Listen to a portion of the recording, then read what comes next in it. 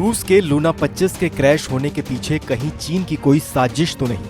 दरअसल लूना 25 के क्रैश होने के बाद चीन जो कुछ भी कर रहा है उसको देखकर विशेषज्ञ चीनी साजिश का शक जाहिर कर रहे हैं।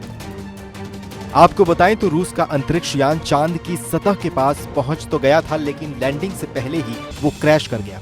ऐसे में रूस के लूना 25 के क्रैश हो जाने के बाद बड़े बड़े खुलासे हो रहे हैं और अब ये बात भी सामने आ रही है कि रूस के इस मिशन के दौरान कौन कौन सी बड़ी गलतियां की गई हैं। हालांकि इन सब के बीच सबसे गौर करने वाली बात यह है कि चीन इतना अब खुश क्यों नजर आ रहा है। आपको बताएं तो रूस के इस मिशन में चीन ने उसकी मदद की थी और रूस और चीन ने साथ मिलकर लूना 25 को चांद पर भेजा। लेकिन लूना 25 के क्रैश हो जाने के बाद फिर एक बार ये बात साबित हो गई है कि चीन की तकनीक भरोसे के काबिल नहीं है।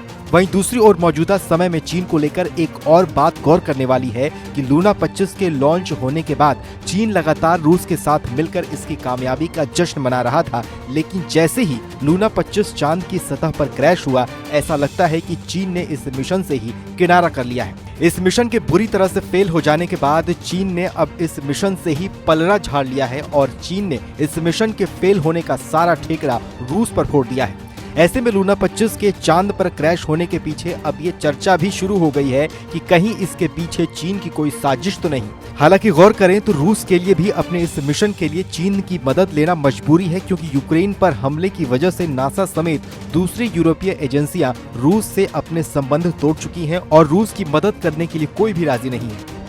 ऐसे में रूस के लिए चीन ही एक सहारा है। आपको बताएं तो साल 2021 में रूस और चीन के बीच एक समझौता हुआ था, जिसके अंतर्गत दोनों देशों के बीच चांद के दक्षिणी ध्रुव पर ज्वाइंट बेस के निर्माण की घोषणा की गई थी। हालांकि रूस के इस मिशन के नाकामयाब होने के बाद रूस ने हार नहीं मानी है, बल्कि रूस के स्पेस एजेंसी के द्वारा अगले 7 सालों के लिए 3 मिशन लूना 26, लूना 27 और लूना 28 भेजने का ऐलान किया गया है।